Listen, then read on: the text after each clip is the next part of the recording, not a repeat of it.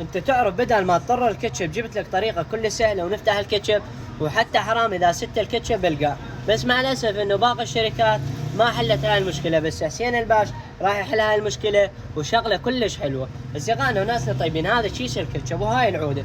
اي شخص تاكل يمه فنجر راح ينطيك عوده وكاتشب. انت ايش راح تسوي؟ الكاتشب ما ينفتح، حتى اذا تفتحه بس ما كان متبدل لك طخم وما ينفتح.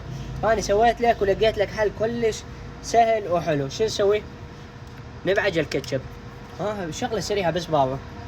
تشوفون شلون شغله سهله وسريعه، بس نفر الكاتشب ولا اصلا بدلت لك طقم سنون على مود تفتح الكاتشب، وصارت بهالطريقه. تبارك الرحمن. بسم الله الرحمن الرحيم.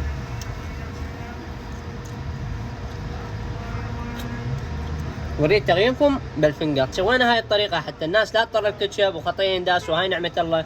وانطونا رايكم بالطريقه. اضافه الى ذلك اكتب لنا بالتعليقات ايش قد سعر هاي الكاسه، واكيد هاي الكاسه راح نروح على الستوري ونشوف منو اول واحد متابع الستوري وراح نربحه ويانا. واكيد اول شخص متابع الستوري مالنا صديقنا مؤمن. شنو رايك في فنجر حسين الباش؟ واحده. تعرف لين انت متابع الستوري مالنا ربحت كاسه فنجر من يمنا، وهذا شيء قليل بحقنا.